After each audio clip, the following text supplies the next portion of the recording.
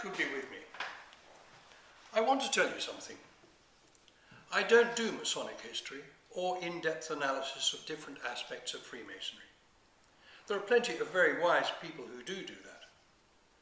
What I do, and it's not always popular, is talk about what I believe to be the core of Masonic practice, the spirituality. I know a lot of people shy away from that word, but trust me, there are a lot of gems to be found. A peculiar system of morality, veiled in allegory and illustrated by symbols. This is a strange phrase, but this phrase is the answer to the question, what is Freemasonry? I think that by giving such a shorthand answer, we may be shortchanging ourselves. This is, and is intended to be, a quick answer, which endeavours to describe that which in fact can't be described adequately in words at all. A peculiar system of morality, veiled in allegory and illustrated by symbols. The central word of that phrase is allegory, and therein lies the clue. We may not name in words that which is only describable by allusion, inference, hints, signposts, codes. The name may not necessarily impart the essence. We need an allegory. If you point to a picture of a tiger and say to a child, tiger, for that child who has never seen a real tiger, the picture itself assumes the name tiger, and the real animal will then need another name entirely to identify it. The picture does not communicate the essence of the animal. To take another example, asking someone to describe the delicate flower or its colour has similar dangers. To me, it may be pink. To another, it may be golden yellow. But in fact, that colour may be unique to that flower and may have no name at all. Umberto Eco maintained that the name of the rose was not its essence, that to name it was to become immersed in the name, which diverts us from experiencing its peculiar beauty, its colour, its scent, the texture of its petals. I have a lot of roses in my garden, you may say to me, but that doesn't tell me anything about them. I have to go to your garden and experience for myself what you have done your best to describe, but which still leaves me wanting to know more. Umberto Eco went so far as to say that naming something actually destroys it. No, the essence of Freemasonry we can't put into words. We're not dealing in facts.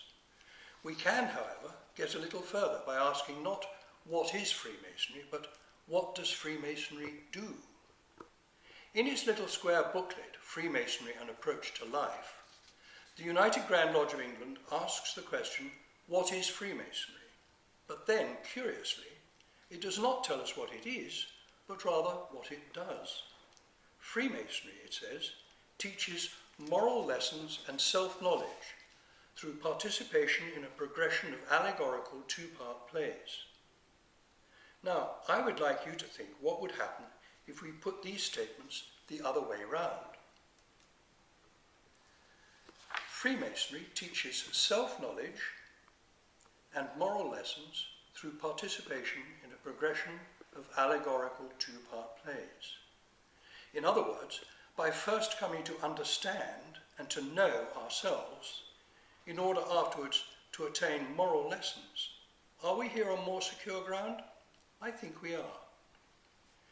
In order to understand ourselves, and through that to claim a knowledge of ourselves, we have to concentrate on what makes us what we are.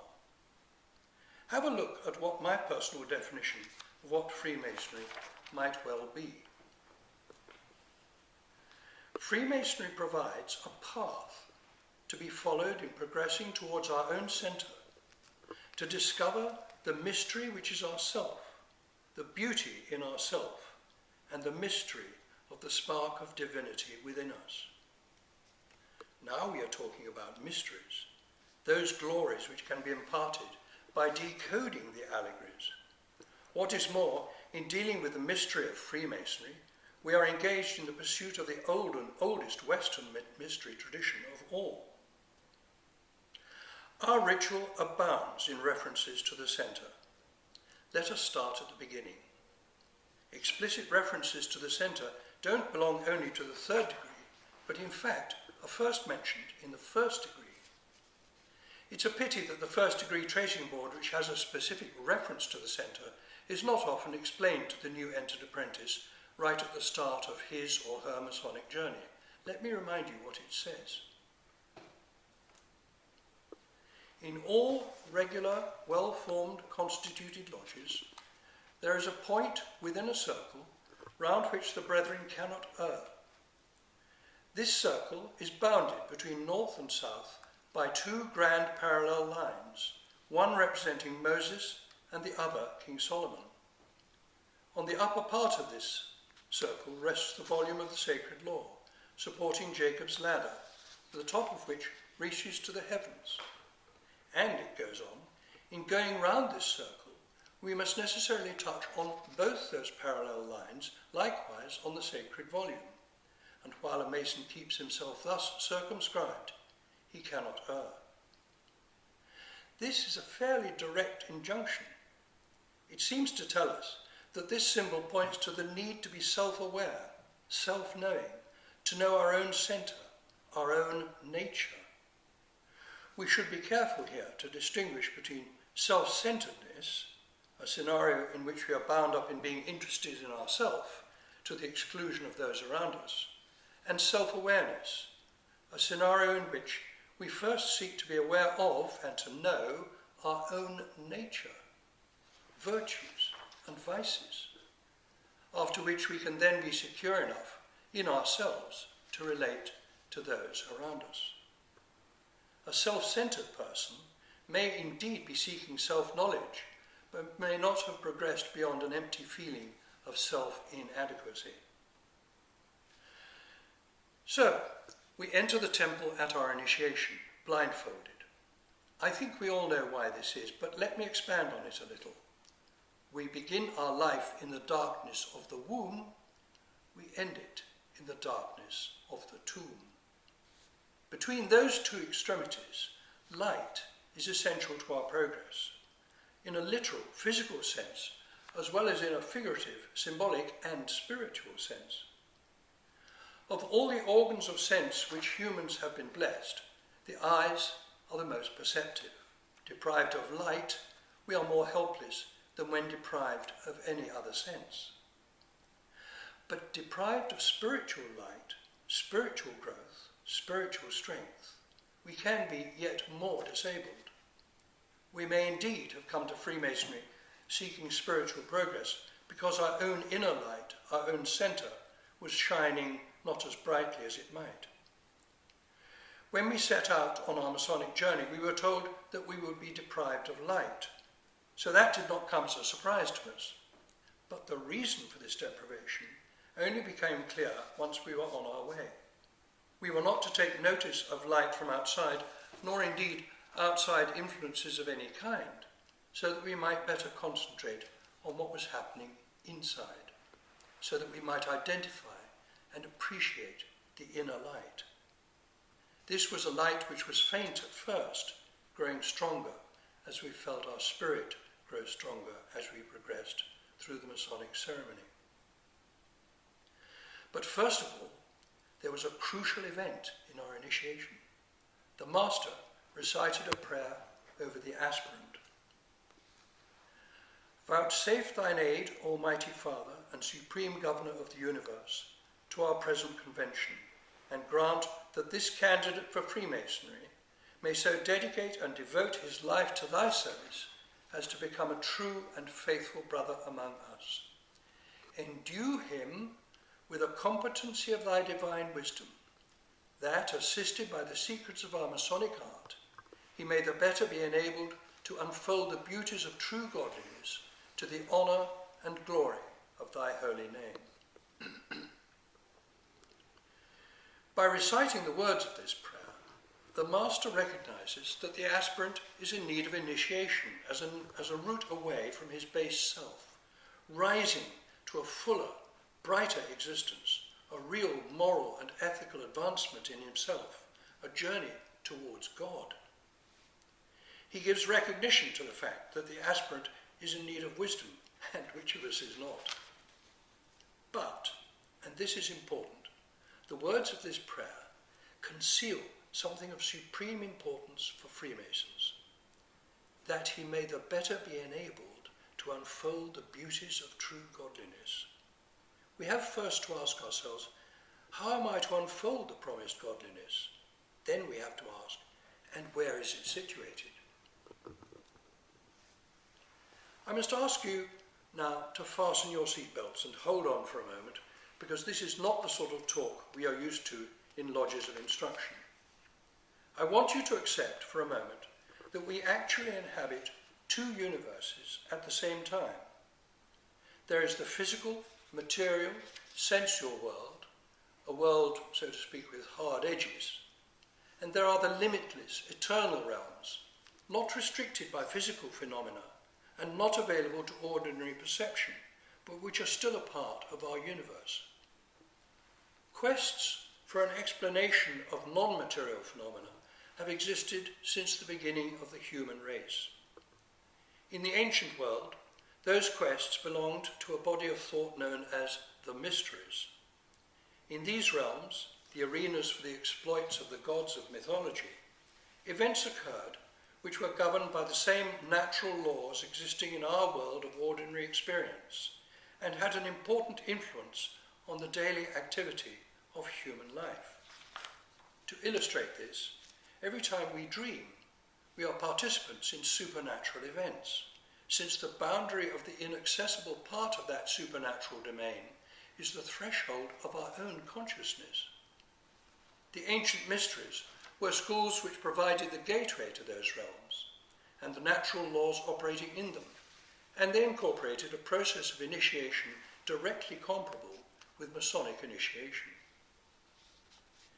In those ancient times, from those realms where the writers of our ritual very probably took their inspiration, the Greek god Hermes formulated the idea as above, so below, as an induction into explaining the universe. The full saying is, as above, so below, and that which is below is like that which is above, to achieve the wonders of the One. This encapsulates the idea that the universe is the same as God. God is the same as man. Man is the same as the cell. The cell is the same as the atom, and so on and so on. To sum it up, this message theorizes that man is the counterpart of God on earth, just as God is man's counterpart in life eternal. Therefore, it is a statement of an ancient belief that man's actions on earth mirror the actions of God in life eternal. We have a way of representing this in Freemasonry by two important symbols. The hex alpha on the left is a six-pointed star formed by inverting one triangle over the other and interlacing them in such a way that one point is directed towards heaven and the other towards earth, pointing out how man's nature, the below, is inextricably that of God, the above. Jacob's ladder, on the right, similarly illustrates that earth and heaven are connected, with angels both ascending and descending on it. This is a rather long way of saying that if man's consciousness is brought to bear on his own nature, he may discover that element within himself which is divine. We often call our own or others' gifts God-given. You've all heard that phrase, meaning that without divine aid, our own efforts are worthless. One of the Psalms in the Old Testament says, "Except the Lord build the house, they labour in vain that build it. Except the Lord keep the city, the watchman waketh but in vain." By our own heightened state of consciousness in the lodge, we may arrive at that state where our own nature approaches that of God. But if our endeavours are those of the rational mind alone, without divine intervention, they will be incomplete. As we say in the third degree, the eye of human reason cannot penetrate the veil unless assisted by that light which is from above. We may be able to build better through self-knowledge, that is, knowledge of a potential in ourselves that we may never have realized, a potential that reflects the divine spark which resides in each one of us. In the Lodge of Entered Apprentices in which we were initiated, light was withheld only from us, not from the other members of the lodge, because the journey was ours alone, the journey away from the darkness of unknowing to the light of the knowledge of ourself. The other members of the lodge were there to help us on the journey, but they could not take part, since the journey was the journey towards knowledge of ourself, the journey towards our own centre, the journey which is ours alone. We may often think that we know ourselves, but this may be an illusion. If we regard ourselves in a mirror, do we believe that we see the true image, the true person as he or she is? Of course we do not. We see something very close to the real person, but we do not see ourselves as others see us, because the mirror has transposed our features. The left has become the right, and the right has become the left. So it is clear that we will have to go deeper than skin deep to investigate the real self, with its virtues and vices, strengths and failings, smooth ashlar, rough ashlar. Our restoration to material light later followed the question, having been kept for a considerable time in a state of darkness, what is the predominant wish of your heart, of your centre? The considerable time referred to here is not merely the time that has elapsed since we were admitted to the temple. It refers to the time, perhaps since birth, that we have spent wishing for more light for our heart and for our spirit. It refers to the considerable time spent by most of us in darkness, removed from spiritual riches, and therefore in true poverty. Let us proceed further along this allegorical highway. Part of the journey to the centre in the second degree is only mentioned in the third, and it is this. Proceeding onwards, still guiding your progress by the principles of moral truth, you were led in the second degree to contemplate the intellectual faculty and to trace it from its development through the paths of heavenly science even to the throne of God himself. The secrets of nature and the principles of intellectual truth were then unveiled to your view. Now, like all good allegories, this needs decoding. I would ask you to consider that the secrets of nature are the intricacies of our own nature, and the intellectual truth is our knowledge of that intricate nature, a knowledge based not on book learning, but on the intuition of the heart. This would make perfect sense of our approach in the second degree to the middle chamber, that place where we come to know the name of God, where we can sense that we have come nearer to knowing the nature of God, and to identify, following the first degree prayer, that part of ourself which we call the divine spark, the goodness of our own spirit. Yet in the second degree, we are in touch only incompletely with our own divinity. We have progressed in the first degree towards heart perfection. Where were you first prepared to be made a Mason? In my heart. In the second degree, by the help of the 7 liberal arts and sciences, we have come to know our intellectual nature, that place, that middle chamber, where we can now come to know more of God. Now, discovery is not limited to the secrets we find in the third degree. As we close the lodge in the second degree, we say, in this position, what have you discovered? A sacred symbol. Where is it situated? In the centre of the building. To whom does it allude? The grand geometrician of the universe. The centre of the building can therefore be the physical temple in which we have been working. It can be the temple of humanity in whose construction we are hopefully taking part. It can also be, and I believe it must be, the centre of our own building, that space which we seek to investigate on our Masonic journey, and in which we hope to discover ever more elements of divinity within ourselves. and there is God present in the centre of all three. So, we progressed to the heart centre in the first degree. We progressed to the mind centre in the second. It only remains to discover the spirit centre. And to do this, we need, in the third degree, to cross a few thresholds. The first of these thresholds, namely admission to the third degree lodge, is passed by the help of God and the united aid of the square and compasses. As we know, the square no longer predominates over the compasses. Both points are revealed. Our material concerns no longer take precedence over our spiritual progress, and thus all three of the great lights will be accessible to us. But there are still more thresholds to come in this sublime degree. We pass the threshold of the grave, leaving our own mortal nature with all its transgressions behind. We pass the threshold of the communication of the 5 points of fellowship, a sublime lesson of how to lead our lives in relation to humankind and to our brethren in particular. But of supreme importance, we pass from the middle chamber of the temple into the sanctum sanctorum, where the light of the blazing star floods in through the dormer, where we stand face to face with the Most High and acknowledge our oneness with divinity and discover finally that which we unfolded by the prayer in the first degree. Let me remind you, this is namely our own centre, the spark of divinity within ourselves. In the sanctum sanctorum, where our base self is not buried, we come face to face with God. Aided by divine light and wisdom, we have pierced the veil. We have lifted our eyes to God's hope for us, the bright morning star. We have trodden evil underfoot.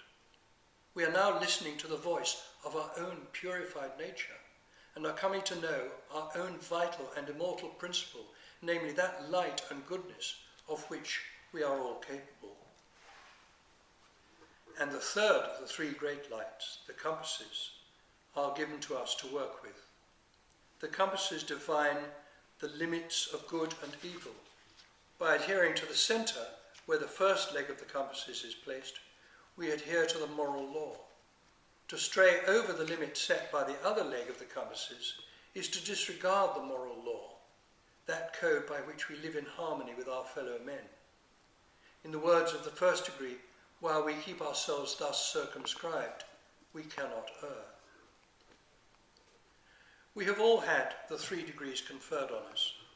We may not have had all this in mind as we progressed, but we certainly can open our hearts to such insights now, in whatever form suits us best. It doesn't have to be my way. And perhaps we can now, with such insight, impart something of this to those whom we, in our turn, initiate, pass and raise, so that they, in their turn, may find their own way to the centre.